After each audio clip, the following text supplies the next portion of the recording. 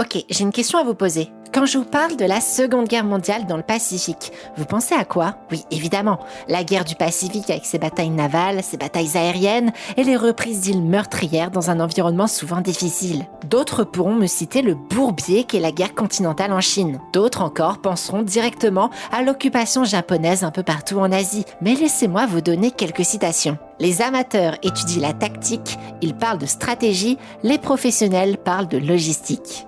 La ligne qui sépare l'ordre du désordre se nomme la logistique. Une armée marche avec son estomac. Oh, des citations que je tire de petits militaires pas très connus. Le premier vient de Omar Nelson Bradley, chef d'état-major de l'armée américaine durant la fin de la Seconde Guerre mondiale. La seconde vient de Sun Tzu et le dernier par un petit militaire qui a vite fait ses preuves sur le théâtre européen, un certain Napoléon Bonaparte. Une guerre ne se gagne pas qu'avec des armes, mais aussi avec tout ce qu'il y a autour. Nourriture, vêtements, chauffage, entretien, campements, munitions, véhicules et j'en passe. Et tout cela, tout ce qui permet la victoire finale, ne vient pas du champ de bataille, mais de l'arrière, du pays où dans le brouhaha des usines et de l'administration, il y a l'armée de celles qui sont restées pendant que leurs frères sont partis. Bienvenue dans cette vidéo où l'on va parler de celles qui ont fait la nation du soleil levant. Celles dont on disait qu'elles étaient l'épine dorsale de la nation. Une armée de millions de femmes volontaires pour l'effort de guerre qui ne fut jamais mobilisée. Le cas des femmes japonaises durant la Seconde Guerre mondiale est passionnant. Déjà d'une part car ça nous fait explorer le sort réservé à la moitié de l'humanité durant cette période pourtant très masculine, du moins dans les grandes dates militaires, mais aussi car cela va mettre en perspective le concept de guerre totale. Mais alors, c'est quoi en fait une guerre totale ? La guerre totale s'oppose à une guerre conventionnelle par le fait que ce n'est pas seulement les ressources militaires qui sont engagées dans un conflit, mais bien tout l'appareil d'État au complet, de la politique à l'agriculture, en passant par l'industrie, le social et même le divertissement. Durant la période donnée de la guerre, toute la population et toute l'économie, ainsi que toute la politique, fonctionneront autour et pour la guerre. Le cas du Japon est un très bon exemple, notamment via les deux guerres sino-japonaises. Bon, clairement ici, je ne vais pas vous expliquer le pourquoi du comment de ces deux guerres. Ce n'est clairement pas le sujet de la vidéo. Comprenez simplement que lors de la première guerre sino-japonaise, de 1894, bien que les effectifs militaires soient grandement déployés pour la victoire, la population, ou ce que l'on appelle l'arrière, n'était pas vraiment mobilisée et tout le monde continuait sa petite vie sans trop que cela impacte le quotidien de ses habitants. Mais quand les Japonais remettront le couvert en 1937, lors de la seconde guerre sino-japonaise, l'époque avait changé. La Première Guerre mondiale était passée par là et les Japonais avaient eu l'occasion d'en tirer une constatation simple. Cette guerre, comme les prochaines, devra mobiliser l'entièreté de la nation. Mais le front, ça reste encore beaucoup une affaire d'hommes, malgré une armée rouge qui comptera certaines femmes dans ses rangs. Et pour le cas de l'armée japonaise, on n'y verra jamais vraiment de femmes qui porteront les armes au combat. Mais alors, que faisaient-elles ? Comment, dans ce contexte de guerre totale, avait-elle été mobilisée pour participer à l'effort national ? En fait, la question est très loin d'être évidente, et le Japon y répondra d'une manière aussi unique que contradictoire. Yoko Okumura. Tout commence avec elle. On est en 1901 durant la rébellion des Boxers en Chine, une rébellion populaire visant à renverser le pouvoir impérial chinois et dont les Japonais sont engagés pour le défendre. Elle constate alors avec effroi les pertes côté japonais et s'en émeut au point de fonder l'Aikoku Fujinkai, ou l'Association des femmes patriotiques, une association créée avec le soutien de membres de l'armée et de politique qui devient rapidement importante pour les femmes de la haute société, de la bourgeoisie et ce jusqu'à la noblesse, étant donné qu'on y trouvera les princesses impériales du Japon. Je n'entre pas trop dans les détails ici, car on le fera un peu plus tard dans la vidéo. Mais leur but était principalement d'offrir de l'assistance envers les familles des soldats et envers les soldats rentrés au pays. Il faudra attendre la guerre russo-japonaise de 1905 pour voir l'association s'ouvrir à des femmes plus populaires, motivées par un certain retentissement mondial de cette victoire japonaise insoupçonnée par les grandes puissances occidentales. En parlant d'Occident, c'est bien son influence qui arrivera au Japon à partir de 1912. C'est une période de renouveau économique pour le Japon, où les idées militaires et d'expansion vont grandement perdre en popularité. Dans les villes, les femmes découvrent la musique occidentale ainsi que leur danse, mais aussi l'évolution des mœurs, notamment sexuelles, et une mode à l'américaine, bien loin du Japon dit traditionnel des contraignants kimonos. C'est même à ce moment-là que l'on commence à avoir des revendications pour le droit de vote des femmes, par exemple. Sauf que vous connaissez la chanson. Dépression économique, crise sociale, assassinat politique, montée des extrêmes et retour en force des idées traditionnelles et expansionnistes. C'est la clique militariste du Gunbatsu qui arrive au pouvoir et avec elle, le Japon s'engage dans de nouvelles ambitions dans toute l'Asie.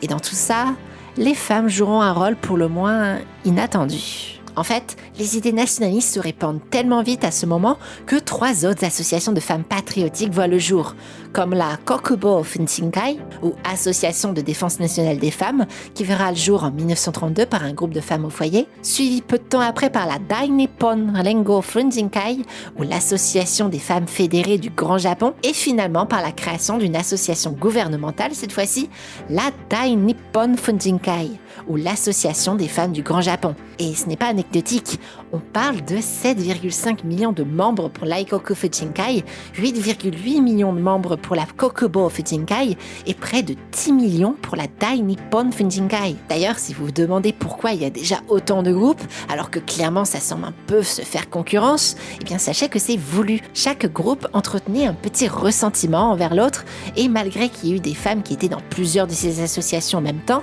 la plupart avaient la leur et une certaine rivalité se faisait sentir. Il est assez commun dans les journaux de lire que telles associations a fait des émules pour savoir qui allumerait l'encens lors d'une cérémonie dédiée aux soldats morts, un autre conflit pour savoir quelle association paraderait en premier pour honorer les soldats, ou encore pour accueillir les soldats qui reviendraient du front. Quand une association faisait une collecte de fonds pour la guerre, les autres en faisaient aussi avec un certain concours de qui c'est qui sera la plus utile pour la nation. Une rivalité qui se fera surtout ressentir entre l'Aikoku Funshinkai et la Kokubo Funshinkai, les 2 associations créées par des femmes civiles. On est encore au début de la guerre, et même si le conflit avec la Chine commence à s'enliser, l'euphorie guerrière est clairement présente chez les femmes et à l'arrière du front. C'est pour ça que le nombre d'adhérentes à ces partis nationalistes sont de plus en plus nombreux. Mais alors, à quoi servaient ces associations concrètement ? On en a déjà vu quelques exemples, mais en général, ce sont des actions sociales d'assistance. Par exemple, sensibiliser les autres femmes à la situation de la guerre, encourager chez les autres femmes l'idée du patriotisme, la collecte de fonds, la confection de trousses de réconfort avec des petits cadeaux pour les soldats au front, la visite de sanctuaires pour honorer les soldats morts, l'aide à trouver des épouses pour les soldats blessés, des campagnes de recyclage, saluer les nouveaux combattants qui partent pour le front dans les gares, confection de ceintures à 1000 points qui sont en fait des ceintures supposément porte-bonheur, etc., etc. Vous voyez que leurs activités étaient diverses et variées, mais le gouvernement avait à cœur de globaliser toutes les associations et de faire cesser les rivalités. C'est pour cela que, sans que les femmes aient trop le choix, toutes les associations seront absorbées dans le giron de l'association gérée par le gouvernement, la Dai Nippon Funshinkai. Derrière ce rassemblement qui montre un idéal d'unité, l'avantage pour le gouvernement est multiple, car cela permet d'avoir un regard et surtout un contrôle plus direct sur une association de femmes globalisée, le tout géré cette fois-ci par des hommes. Et ça leur permettait surtout de pouvoir imposer les nouvelles visions des idéologues aux femmes japonaises. Le but affiché de l'association est désormais clair. Insister sur l'observation des devoirs, tant individuels que familiaux, exigés des femmes japonaises selon la tradition de l'Empire, afin de réorganiser le pays en vue d'une meilleure défense nationale. Le mot est bientôt lâché du côté du gouvernement, on veut des épouses dévouées et des mères sages. La clique militaire au pouvoir au Japon profite de la guerre pour imposer son idéal du Japon parfait, et les femmes auront un rôle bien défini, celui de la mère au foyer. Sauf que voilà, depuis le début de la guerre et l'absence des pères, frères et maris, les femmes se sont installées sur l'espace public en créant et gérant, comme on l'a vu un peu plus haut, bon nombre d'activités patriotiques dédiées au front, voire même en allant se trouver un travail. Et le Japon n'en veut tout simplement pas, et a simplement peur que les femmes puissent avoir trop de pouvoir, une supposée décadence alors liée à l'Occident comme le décrit très bien l'écrivain contemporain Sato Takumi. Quel genre d'idéologie est la démocratie ? C'est une idéologie qui se fonde sur l'individuel. C'est une idéologie qui a commencé pour l'existence de l'individu, pour le profit de l'individu et pour protéger l'individu. Si l'on promeut cette idée, nous aboutirons à une société dans laquelle les femmes et les hommes sont égaux.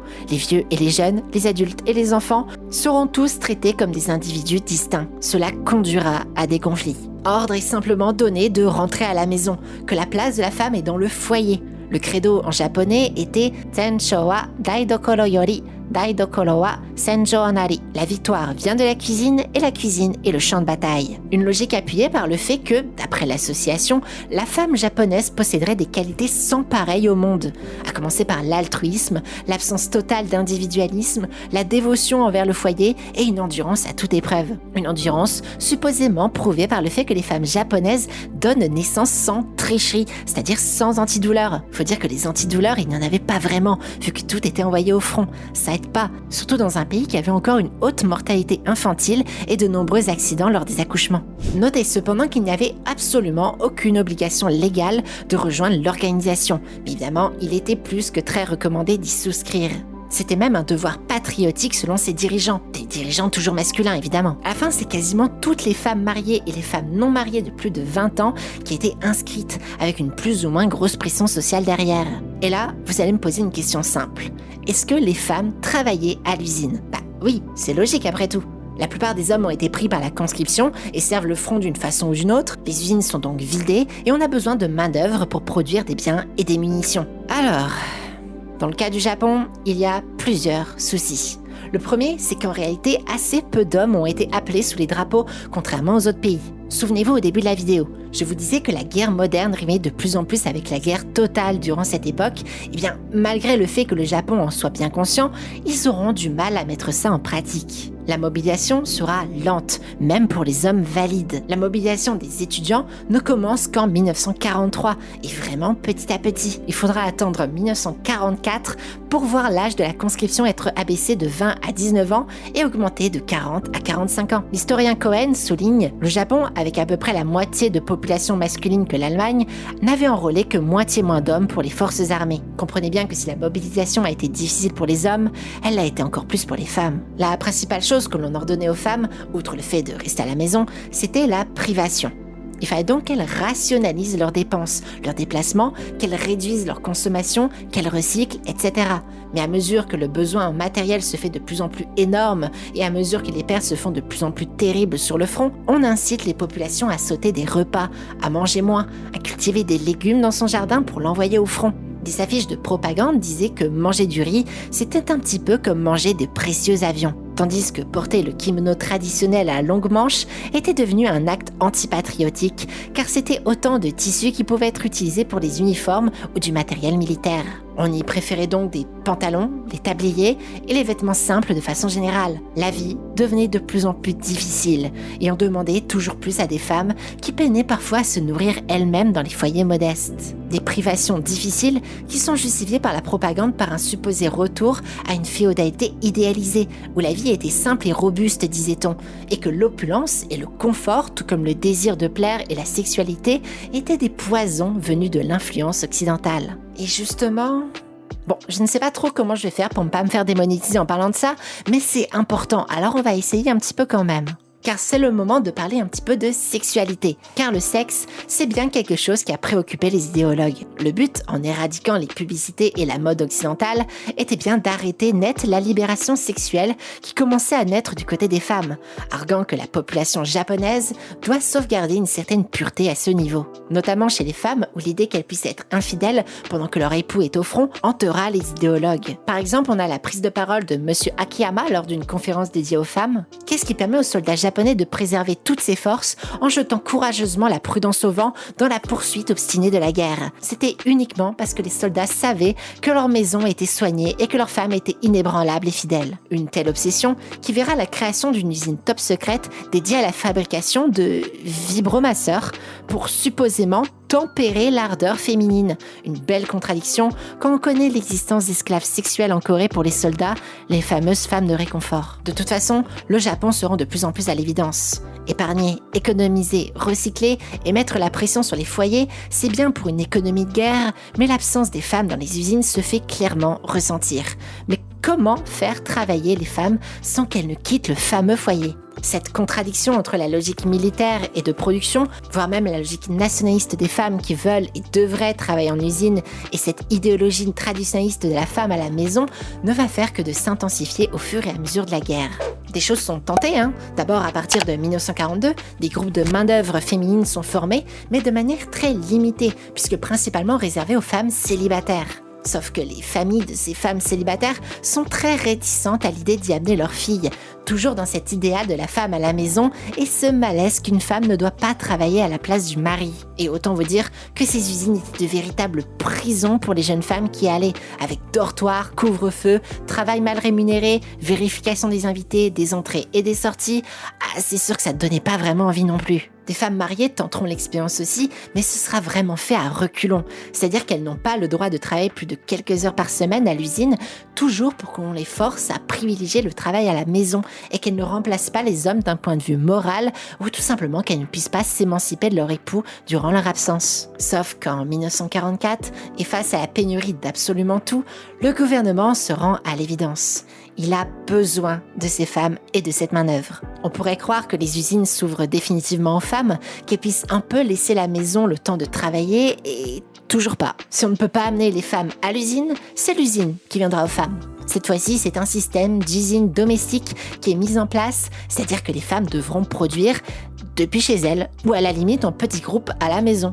Évidemment, ça a été une catastrophe, étant donné qu'il n'y avait pas de travail à la chaîne, pas de supervision, souvent pas d'outils adaptés et pas forcément une bonne formation.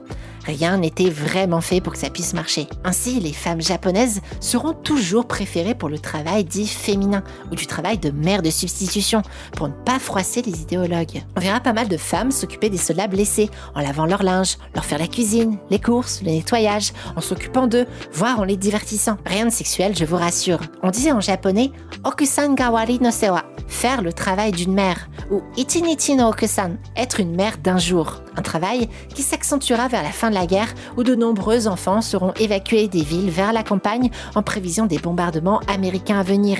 Et beaucoup de femmes rurales joueront ce rôle de mère de substitution pour les soldats, pour les enfants ou pour aider d'autres femmes dans leurs tâches ménagères. De toute façon, la vie d'une femme au Japon devient vite invivable. On a vu qu'elle devait se priver d'absolument tout, enfin même de nourriture, tant la priorité était pour un front qui s'approchait de plus en plus. Mais on leur demandait aussi d'épargner, non pas pour elles ni pour leur famille, mais pour la nation. Et des membres de l'association venaient régulièrement pour taxer les ménages. Cloîtrée à la maison avec bien trop peu de revenus, dans une vie de plus en plus austère où la contradiction de l'idéologie de la femme prisonnière de son foyer entre en conflit avec les nécessités d'une guerre qui semble en train d'être perdue, tant le rythme des sirènes et des bombardements commence déjà à devenir un terrible nouveau quotidien. Et face à cette échéance, on presse d'autant plus les femmes en venant les accuser de tous les malheurs du Japon. On leur dit qu'elles n'épargnent pas assez, dépensent trop, ne font pas assez pour la nation. On leur dit que c'est à cause d'elles que le front se rapproche, à cause d'elles si elles ne revoient plus leur mari ou leur frère mort au combat. Dans des paradoxes si insupportables que l'on entend des reproches de la part des politiques qui accusent les femmes d'être trop attachées à leur famille, que l'on accuse les femmes d'empêcher leurs fils d'aller à la guerre, que l'on finit par dire que la maternité est dangereuse car le concept de famille ne doit pas être plus important que celui de l'État, tout en arguant que les responsabilités face à tout ce qui va mal est énorme, car si les hommes sont le bras armé de la nation japonaise, elles en sont l'épine dorsale et que, de fait, elles sont et font la nation japonaise. Sauf que derrière, il y avait toujours un homme pour gérer l'usine, un homme pour être le chef du foyer, un homme pour faire la guerre, un homme pour la politique, un homme pour créer l'idéologie, un homme pour l'appliquer et un homme pour gérer l'association des femmes. En réalité, en temps de guerre, il n'y avait pas de place pour l'idéologie de la femme à la maison. En 1945, alors qu'il est déjà bien trop tard, on les entraîne à devenir des espionnes, à pratiquer la guérilla, à défendre leur pays. Mais à part quelques irréductibles, toutes sont épuisées par ces années de privation et de contradiction face à une guerre qui est perdue. Une lutte folle sur les îles principales aurait fait plus de mal que de bien. On leur avait dit que le ménage et la famille, c'était leur front, leur combat. Mais en voyant leur mari absent, les fils morts au combat, ces filles à l'usine comme dans une prison, la mère ne pouvait que de se résoudre à mourir tout en luttant pour une victoire qui ne viendra plus. Et quand tout sera définitivement fini, il paraîtra clair que la place de l'idéal de la femme japonaise à la maison ne fonctionne pas. Les femmes se souviendront bien plus de l'Aikoku Funjinkai et du Kokubo Funjinkai, ces associations qu'elles auront créées avec leur propre ferveur, non dictées et gérées par les hommes du gouvernement et d'une bureaucratie froide. C'est fortes de ces expériences qu'elles sauront s'imposer à nouveau sur la scène publique aux côtés des hommes dans ce Japon d'après-guerre. L'histoire de la mobilisation des femmes au Japon lors de la guerre est surtout l'histoire d'un échec. Malgré un Japon bien conscient de la nécessité de la guerre totale, son idéal des genres l'empêchera de la mettre en place de façon rationnelle. Et si l'écrivain français Georges Bernanos écrivait « La guerre totale et la société moderne elle-même à son plus haut degré d'efficience », il est clair que le Japon, en laissant les femmes de côté dans son organisation militaire, n'a pas tout à fait su entrer dans une logique de guerre moderne.